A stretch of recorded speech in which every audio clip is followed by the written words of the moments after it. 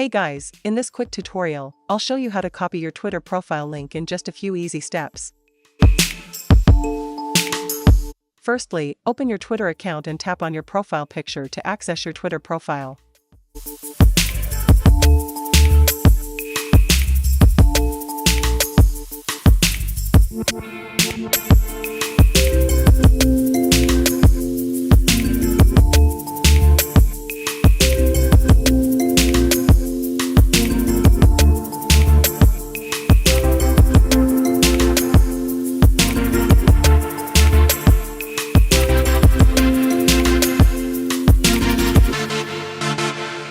Now tap on Copy Link to Profile.